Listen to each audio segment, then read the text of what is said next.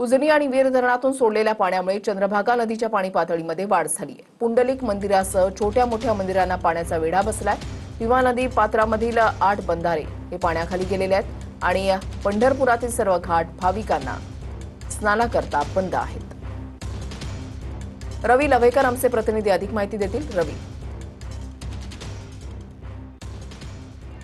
बरोबर आहे वृषाली, भीमा आणि नीरा नदीच्या खोऱ्यामध्ये पडत असलेल्या दमदार पावसामुळे खरं तर उजनी आणि नीराच्या धरणेमध्ये खरं तर आवक वाढल्यामुळं काल खरं तर उजनी धरणातून 80,000 तर वीर धरणातून 43,000 क्युसेक्स इतका विसर्ग खरं तर ह्या भीमा नदी पात्रात सोडण्यात आलेला आहे। त्यामुळे आपण जर बघितलं तर नीरेचं जे नीरा आणि भीमेचा जो संगम आहे तो नीरा नरसिंगपूरशी होत असतो। त्यामुळे दोन्ही नद्यांचं पाणी खरं तर पर्यायाने ह्या चंद्रभागा नदीमध्ये येत असतं। भीमेलाच खरं तर पंढरपूरमध्ये आल्यावर चंद्रभागा नदी म्हणून संबोधलं जातं। ही चंद्रभागा नदी जर आपण आता बघितलं दुतडे भरून वाहताना आपल्याला पाहायला मिळत आहे।